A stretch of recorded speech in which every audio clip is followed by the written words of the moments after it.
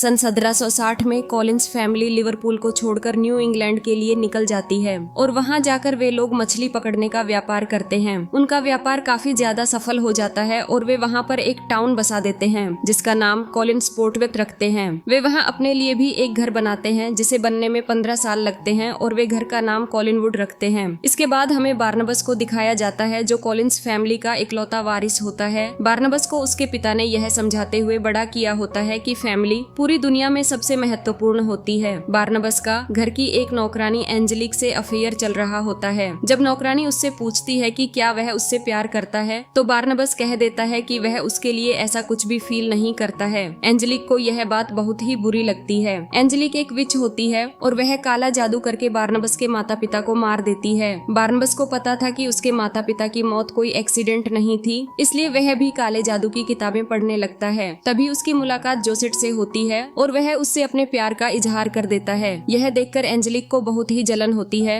और वह जोसेट पर काला जादू कर देती है जिससे जोसेट छोटी से छलांग लगाने के लिए चली जाती है। बार्नबस उसे बचाने के लिए जाता है लेकिन उसके पहुंचने से पहले ही जोसेट छोटी से कूद जाती है और मर जाती है। बार्नबस भी उसके पीछे कूद जाता है लेकिन वह नहीं मरता है क्योंकि एंजेलिक ने काला जादू करके उसे वैम्पायर बना दिया होता है। इसके बाद एंजेलिक गाँव वालों को इकट्ठा करके उन्हें बार्नबस के बारे में बता देती है और फिर गाँव वाले उसे एक ताबूत में बंद करके जमीन के अंदर गाड़ देते हैं। फिर हमें सालों बाद 1972 का सीन दिखाया जाता है जिसमें विक्टोरिया ट्रेन से कॉलिंस पोर्ट जा रही होती है क्योंकि उसने न्यूज़पेपर में एक एड देखा था जिसमें कॉलिंस फैमिली को एक आया की जरूरत थी। विक्टोरिया उसका असली नाम नहीं होता है क्योंकि वह घर से भागकर आई होती है, इसलिए उसने अपना एक झूठा नाम रख लिया था। जब वह कॉलिनवुड पहुंचती है तो वहां उसे घर का नौकर विली मिलता है। विली उसे घर को दिखाता है जो काफी अच्छी हालत में नहीं होता है और घर की मालकिन मिसेस जॉनसन एक बूढ़ी महिला होती है। तभी विक्टोरिया की मुलाकात एलिजाबेथ से होती है जो मिसेस जॉनसन की बेटी होती है और वही घर को संभाल रही होती है। एलिजाबेथ विक्टोरिया को बताती है कि पहले हम भी बहुत अमीर हुआ करते थे लेकिन फिर बिजनेस घाटे में चला गया और सब बर्बाद हो गया। इसके बाद एलिजाबेथ विक्टोरिया से कुछ सवाल पूछती है और विक्टोरिया के जवाबों से वह काफी ज्यादा इम्प्रेस हो जाती है। डिनर के समय विक्टोरिया घर के बाकी सदस्यों से मिलती है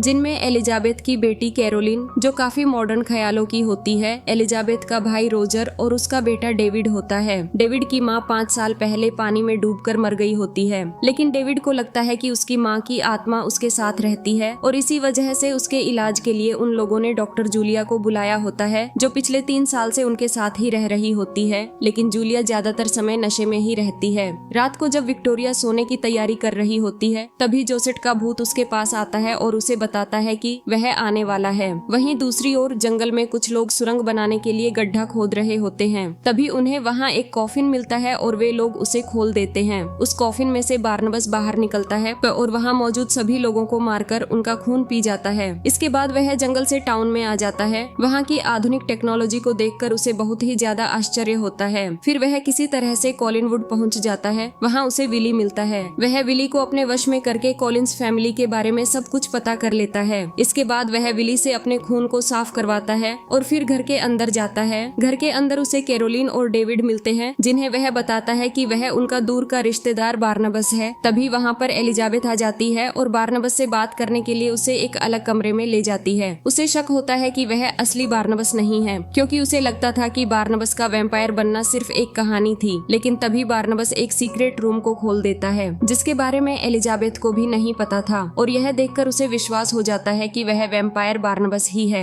बार्नबस एलिजाबेथ को सीक्रेट रूम में लेकर जाता है जहां बहुत सारा खजाना रखा होता है। इसके बाद बार्नबस कहता है कि वह फिर से अपनी फैमिली के नाम को आगे लेकर जाएगा और वे लोग फिर से कॉलिंस पोर्ट के सबसे अमीर इंसान बन जाएंगे। एलिजाबेथ इस बात के लिए मान जाती है लेकिन वह उसके सामने शर्त रखती है कि वह एक वैम्पायर है। इस बारे में वह किसी को भी नहीं बताएगा। बाद में डिनर के टाइम पर सभी लोग बार्नबस से मिलते हैं और एलिजाबेथ उन सभी को बताती है कि बार्नबस उनकी फैमिली का ही दूर का रिश्तेदार है जो इंग्लैंड से आया है और अब उनके साथ ही रहेगा। एलिजाबेथ बिजनेस के बारे में बात करते हुए बार्नबस को बताती है कि उनका फिशिंग का व्यापार पूरी तरह से ठप्प हो चुका है क्योंकि पूरे बंदरगाह पर एंजल बे फिशिंग कंपनी का दबदबा चलता है। जब वे लोग बिजनेस के बारे में बातें कर रहे होते हैं तभी विक्टोरिया वहां आती है जिसे देखकर बार्नबस मंत्रमुग्ध हो जाता है क्योंकि उसका चेहरा बिल्कुल जोसेट के चेहरे जैसा था। इसके बाद हमें एंजेलिक को दिखाया जाता है जो अभी जवान होती है और एंजल बे फिशिंग कंपनी की सीईओ होती है। उसकी कंपनी का एक कर्मचारी उसे जंगल में हुए हुए हादसे के बारे में बताता है। यह सुनकर वह तुरंत ही उस जगह पर जाती है और ताबूत को खुला हुआ देखकर समझ जाती है कि वहाँ पर क्या हुआ था। वह तुरंत ही वहाँ से कॉलिनवुड जाती है जहाँ एलिजाबेथ उसे मिलती है। वह एलिजाबेथ से कुछ तीखी बातें कर रही होती है। तभी बार्नबस वहाँ आ जाता है और वह उसे देखते ही पहचान लेता है। इसके बाद वह उसे अकेले में बात करने के लिए एक कमरे में ले जाता है। वहाँ जाते ही एंजेलिक बार्नबस को किस कर लेती है। बार्नबस उसे कहता है कि वह सभी को बता देगा कि तुम एक चुड़ैल हो और तुम्हें जेल में बंद करवा देगा। एंजेलिक उसे बताती है कि वह एंजल बे फिशिंग कंपनी की मालकिन है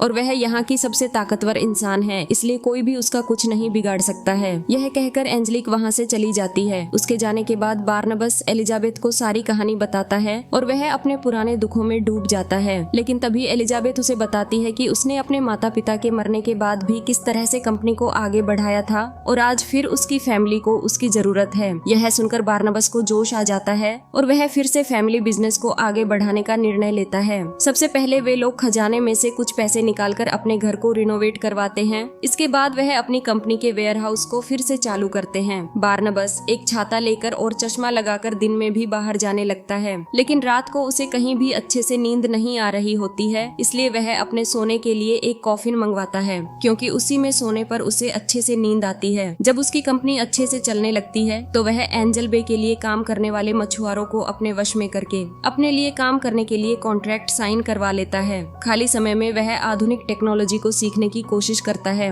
और विक्टोरिया के साथ टाइम बिताता है। एक दिन बार्नबस जब कैरोलिन के कमरे में झांक रहा होता है तो डॉक्टर जूलिया वहां आ जाती है और वह उसे अपने साथ ले जाती है क्योंकि उसे उसका व्यवहार काफी ज्यादा अजीब लग रहा था। डॉक्टर जूलिया उसे हिप्नोटाइज करके उसके बारे में सब कुछ पता कर लेती है। फिर वह सीधी एलिजाबेथ के पास जाती है और उससे कहती है कि तुम एक वैम्पायर को अपने घर में कैसे रख सकती हो। एलिजाबेथ उसे बताती है कि तुम एक डॉक्टर हो, तुम्हें तो उसके बारे में और ज्यादा जानना चाहिए। यह बात जूलिया को सही लगती है और वह इस बारे में किसी को न बताने के लिए मान जाती है। वही बार्नबस फिर से कैरोलिन के पास जाता है और उससे पूछता है कि आज के जमाने में उसे किसी लड़की को इम्प्रेस करना हो तो क्या करना चाहिए। कैरोलिन उसे बताती है कि वह बहुत ही ज्यादा पुराने जमाने के तौर तरीकों से रहता है, उसे नए जमाने के तौर तरीके सीखने चाहिए और उसी तरह से व्यवहार करना चाहिए। इसके बाद बार्नबस कुछ हैप्पी लोगों के साथ टाइम बिताता है और उन्हें अपनी कहानी के बारे में बताता है और फिर बाद में वह उन सभी को मारकर उनका खून पी जाता है। इसके बाद वह डॉक्टर जूलिया के पास जाता है जो उसके बारे में पता करने के लिए उस पर कुछ टेस्ट करती है और उसे बताती है कि उन दोनों के बीच में होने वाली बातों को वह किसी को नहीं बता सकती। यही डॉक्टर और मरीज का नियम होता है। वही बार्नबस लगातार विक्टोरिया के साथ टाइम बिताता रहता है। एंजेलिक अपने बोर्ड मेंबर्स की एक मीटिंग बुलाती है और उन्हें बताती है कि हमें कॉलिंस को बिजनेस करने से रोकना होगा। बोर्ड मेंबर्स कहते हैं कि फिशिंग का 90% बिजनेस तो वे लोग ही करते हैं, तो उन्हें कॉलिंस के बारे में इतनी चिंता नहीं करनी चाहिए। लेकिन एंजेलिक उन्हें बताती है कि उनकी कंपनी पिछले 200 सालों से लगातार यहाँ राज करती आई है, इसलिए यह उनके लिए शर्म की बात है कि कॉलिंस उनके सामने व्यापार कर रहे हैं। इसके बाद वह बार्नबस को मीटिंग करने के लिए बुलाती है। वह बार्नबस से कहती है कि वह अपनी फिशिंग कंपनी को बेच दे और खुद उसके साथ रहने लग जाए, वरना वह उसके परिवार के लोगों के साथ भी वैसा ही करेगी जैसा उसने जोसेट के साथ किया था। वह उसे बताती है कि वह आज भी उससे प्यार करती है, लेकिन बार्नबस इस सब के लिए मना कर देता है। इसके बाद एंजेलिक अपने जिस्म के जादू से उसे लुभाने लगती है और फिर वे दोनों पूरे रूम में तोड़फोड़ मचाते हुए प्यार करने लगते हैं। लेकिन उसके बाद भी बार्नबस उसके ऑफर को ठुकराकर वहां से चला जाता है। वही डॉक्टर जूलिया लगातार बार्नबस पर एक्सपेरिमेंट करती रहती है। वह उससे कहती रहती है कि जल्दी ही वह उसे फिर से इंसान बना देगी। असल में बार्नबस भी इंसान बनना चाहता है क्योंकि अब वह अपनी बाकी की जिंदगी विक्टोरिया के साथ बिताना चाहता था। वहीं दूसरी ओर विक्टोरिया को अपने बचपन के सपने आते हैं, जिसमें बचपन में भी उसे जोसेट का भूत दिखाई देता था और उसके माँ बाप को लगता था कि उनकी बेटी पागल है, इसलिए उन लोगों ने उसे पागल खाने भेज दिया था। तभी अचानक विक्टोरिया की नींद खुल जाती है और उसे फिर से जोसेट का भूत दिखाई देता है जो उससे खुद को बचाने के लिए मदद मांग रहा होता है।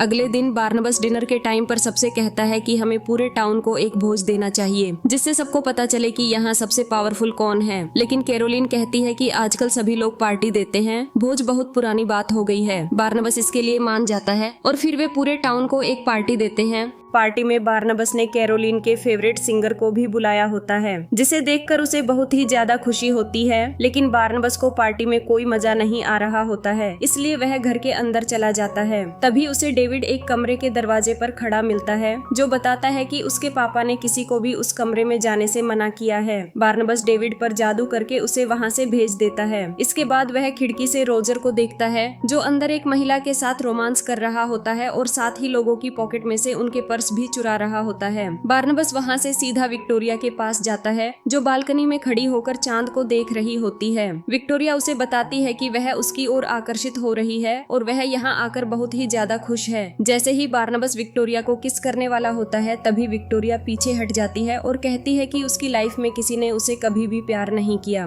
उसके माँ बाप ने भी उसे पागलखाने भेज दिया था, जहाँ डॉक्टरों ने उसके साथ बहुत ही बुरा व्यवहार किया। लेकिन उसके बाद भी उसने हिम्मत नहीं हारी और वहाँ से भागकर यहाँ आ गई। उसे हमेशा से ऐसा लगता था जैसे कोई चीज उसे यहाँ खींच रही हो। इसके बाद वे दोनों एक दूसरे को किस करने लगते हैं, लेकिन तभी वहाँ पर एंजेलिक आ जाती है, जो उन्हें किस करते हुए देखकर बुरी तरह से जलने लगती है। इसके बाद बार्नबस डॉक्टर जूलिया के पास जाता है ताकि वह उसे जल्दी से इंसान बना दे, लेकिन उसे पता चलता है कि डॉक्टर उसे इंसान नहीं बना रही थी, बल्कि वह उसके खून को अपने शरीर में चढ़ाकर खुद वैम्पायर बनना चाहती थी, ताकि वह जिंदगी भर जवान बनी रह सके। यह देखकर बार्नबस को गुस्सा आ जाता है और वह उसका खून पीकर उसे मार डालता है। लेकिन अब तक जूलिया के भी वैम्पायर वाले दांत निकल आए होते हैं। इसके बाद बार्नबस विली के साथ मिलकर जूलिया की बॉडी को एक पत्थर से बांधकर पानी के अंदर फेंक देता है। अगले दिन रोजर घर में खुफिया कैमरे को ढूंढ रहा होता है, लेकिन तभी वहाँ बार्नबस आ जाता है और उसके सामने दो चॉइस रखता है, या तो वह डेविड के लिए एक अच्छा पिता बनकर इसी घर में रहे,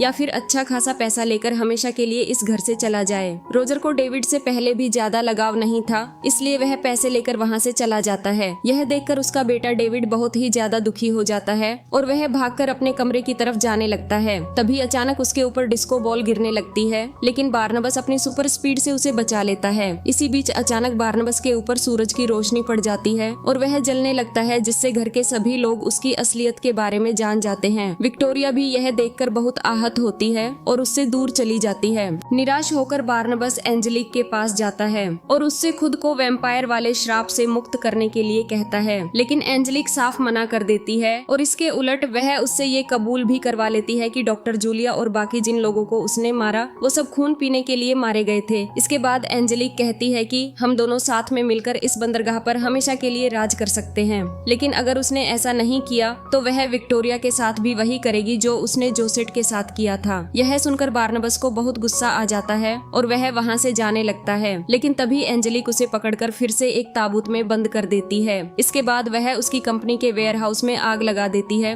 और अपने आदमियों के साथ मिलकर उस ताबूत को गाड़ी में डालकर कब्रिस्तान ले जाती है। वहाँ वे उस ताबूत को एक पुराने मकबरे के अंदर रखकर लौट जाते हैं। थोड़ी देर बाद डेविड वहाँ पहुँच जाता है और ताबूत को खोल देता है। जब बार्नबस उससे पूछता है कि उसे ये सब कैसे पता चला, तो डेविड बताता है कि उसकी माँ के भूत ने उसे उसके बारे में बताया था। उधर टाउन में वेयर हाउस में लगी आग के कारण पुलिस मौके पर आ जाती है। एंजेलिक शेरिफ के पास जाकर कहती है कि यह सब कॉलिंस फैमिली ने किया है और वह उसे बार्नबस की रिकॉर्डिंग भी सुनाती है, जिसमें उसने डॉक्टर जूलिया को मारने की बात कबूल की थी। ये सुनकर शेरिफ पूरे टाउन के लोगों को लेकर कॉलिनवुड की ओर बढ़ जाता है। वहीं बार्नबस भी तब तक घर पहुंच चुका होता है। शेरिफ, एंजेलिक और टाउन के लोग कॉलिनवुड पहुंचते हैं। बार्नबस कहता है कि वह पुलिस स्टेशन जाने के लिए तैयार है, क्योंकि ये सब उसी ने किया है, लेकिन उसकी फैमिली का इस सब में कोई हाथ नहीं है। इसके आगे वह कहता है कि एंजेलिक को भी पुलिस स्टेशन जाना पड़ेगा, क्योंकि वह भी इस सब में बराबर की हिस्सेदार है। यह कहकर वह एंजेलिक की गर्दन पकड़ लेता है। शेरिफ बार्नबस पर गोली चलाता है, लेकिन गोली का उस पर कोई असर नहीं होता। तभी बार्नबस एंजेलिक की गर्दन पर काट लेता है, जिससे उसकी स्किन टूटने लगती है और सभी को पता चल जाता है कि एंजेलिक असल में एक चुड़ैल है। यह देख शेरिफ सभी लोगों को वहाँ से अपने अपने घर जाने के लिए कह देता है। इसके बाद बार्नबस और एंजेलिक घर के अंदर जाते हैं और एक दूसरे से जबरदस्त लड़ाई शुरू हो जाती है। एलिजाबेथ भी बार्नबस की मदद करने के लिए एंजेलिक पर गोली चलाती है, लेकिन तभी एंजेलिक अपने जादू से पूरे घर पर हमला कर देती है। घर की वस्तुएं जिंदा होकर कॉलिंस फैमिली पर अटैक करने लगती हैं। इसी बीच कैरोलिन भी वहां आ जाती है, जो असल में एक वेयरवुल्फ होती है। वह एंजेलिक पर अटैक करती है, लेकिन एंजेलिक उसे भी बुरी तरह मारकर बेहोश कर देती है।